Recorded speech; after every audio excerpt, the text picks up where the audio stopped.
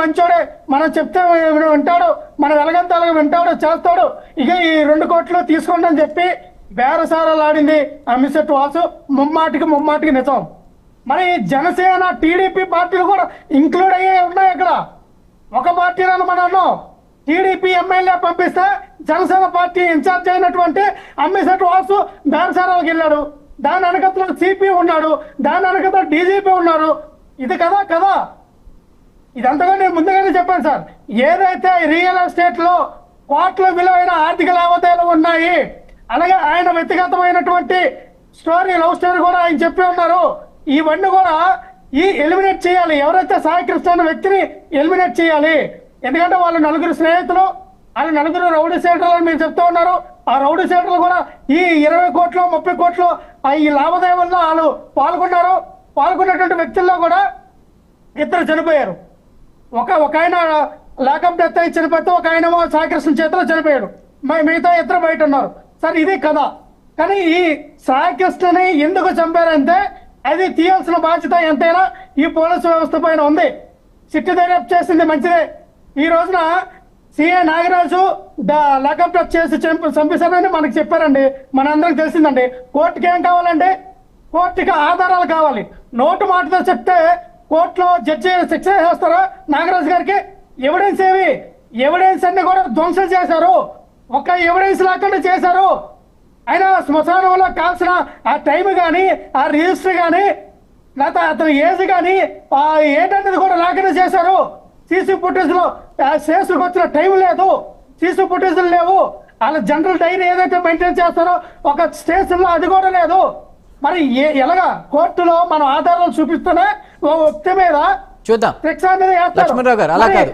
So ఒకవేళ ఆ evidences అనేవి వయలేషన్ ఆఫ్ ఎవిడెన్సెస్ జరిగితే ఇప్పుడున్నటువంటి వ్యవస్థలో రికవరీ చేసేటువంటి విధానాలు కూడా ఉన్నాయి కాబట్టి అలా ఏమన్నా అవి బయటకు వచ్చి నిజంగా ఇందులో దోషులకి శిక్ష పడాలని కోరుకుందాం. ఫైనల్ గా శ్రీకాంత్ సమయం ముగిద్దాం. మిగతా వాళ్ళు కూడా ఉన్నారు. డీజీపీ స్థాయిలో డీజీపీ గారిని, సిపి గారిని, గద్దె రామ్మోహన్ రావు గారిని, అలాగే అమ్మిశెట్టి వాసుని, ఈ 4 కూడా తక్షణమే కస్టడీలో ఖచ్చితంగా అదే ఆ ఎవిడెన్సెస్ అనేవి రికవరీ చేసే అవకాశం, అలాంటి టెక్నాలజీ, అలాంటి వ్యవస్థలు ఇప్పుడు ఉన్నాయి కాబట్టి అవి బయటకు వస్తే రికవరీ అయితే దోషులకి శిక్ష పడాలని కోరుకుందాం. రైట్ శ్రీనివాస్ గారు, ఫైనల్ గా మీ వర్క్స్ ఏంటి? రైట్ అండి లక్ష్మణరావు గారు ఒక నిమిషం ప్లీజ్ చందు గారు. ఇక్కడ సార్ లక్ష్మణరావు గారు చెప్పినట్టు ఇప్పుడున్న టెక్నాలజీలో ఎంత వాళ్ళు నాశనం చేసినా దాన్ని రికవర్ చేసే అవకాశాలు చాలా ఉన్నాయి.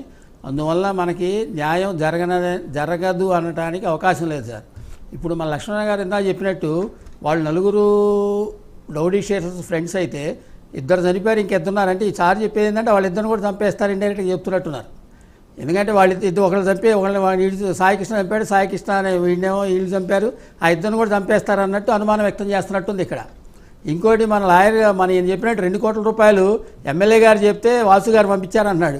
ఎమ్మెల్యే గారు చెప్పారు, వాసు గారు పంపించారు, వైఎస్ఆర్సీపీ వ్యక్తి మోసుకొని వెళ్ళాడు అన్నట్టు నేను చెప్పేది. 2 కోట్ల రూపాయలు తీసుకొని వెళ్ళి. ఇంకోటి ఎమ్మెల్యే గారికి ఎమ్మెల్యే సీట్ ఇస్తారంటారా? ఇప్పుడు మీరు మోసుకెళ్తేనే అంత ఇదిగా చెప్తున్నట్టున్నారు. మీరు తెలిసి మీరే మోసుకొని వెళ్ళినట్టుంది అక్కడ. లేకపోతే మీకేం తెలుసు అండి? ఏదో చెప్పే అదేనండి అమ్మిశెట్టి వాసు కాదండి. చాలా మంది నాయకులు వాళ్ళని పరామర్శించడానికి వెళ్ళారు, అంతేగాని డబ్బు తీసుకెళ్ళినట్టు కాదు కదా. సరే ముగిద్దాం. మీరు చెప్పడం అది ఒక్కసారి. ఇప్పుడు మన అయ్యప్ప గారు చెప్పినట్టు, ఇప్పుడు అయ్యప్ప గారికి సాయికృష్ణ పరిచయం అని ఇందాకే చెప్పాడు మాటలో, నాకు తెలుసు అతనని. దాని మీద సాఫ్ట్ కార్న్ ఉండొచ్చు. కాకపోతే ఇక్కడ మాత్రం ఒకటి సార్, నాగరాజు గారు చేసి తప్పు. కస్టడీలో చంపడం అనేది 100% రాంగు. ఇప్పుడు సిట్ అనేది ఇంకొన్ని రోజులు అడిగింది టైము, వాళ్ళు నిజం అనేది తేటతెల్లం అవుతుంది. సాయికృష్ణకి శివకృష్ణకి న్యాయం జరుగుతుంది. వాళ్ళ అమ్మ కూడా ఆల్రెడీ మనకు సార్ చెప్పినట్టు వాళ్ళ అమ్మ కూడా ఆల్రెడీ సాటిస్ఫై అయింది. అందువల్ల ఏంటంటే ఇక్కడ మీరు వైఎస్ఆర్సీపీ వాళ్ళు దాన్ని రాజకీయం చేసి అడావుడి చేసి ఏదో మైలేజ్ చూసుకోవడం కోసం చేసి అడావుడి తప్ప ఇది ఎలాంటి ప్రాబ్లం లేదు. థ్యాంక్ యూ బేదంచెల్ల శ్రీనివాస్ నాయుడు గారు, జనసేన సీనియర్ నాయకులు. అలానే రేగడి లక్ష్మణరావు గారు, వైసీపీ అధికార ప్రతినిధి, బాల్కోటే గారు, ఆంధ్రప్రదేశ్ రాష్ట్ర సామాజిక సంక్షేమ బోర్డు చైర్మన్, మరియు కోట్పల్లి అయ్యప్ప గారు, హైకోర్టు అడ్వకేట్. ఏదేమైనా సాయికృష్ణ అంశంలో 23 ఏళ్లకే 25 కేసులు ఇట్లాంటివన్నీ కూడా జరుగుతూ ఉన్నాయి. అదంతా కూడా కరెక్ట్ కాదు. ఫోక్సోకి సంబంధించి కూడా ఒక క్లారిటీ వచ్చింది. బట్ ఒక హత్య కేసులో అయితే జైలుకి వెళ్ళారు కాబట్టి నేరస్తుడికి కులాన్ని ఆపాదించకూడదు. లాకప్ డెత్ జరిగిందనేది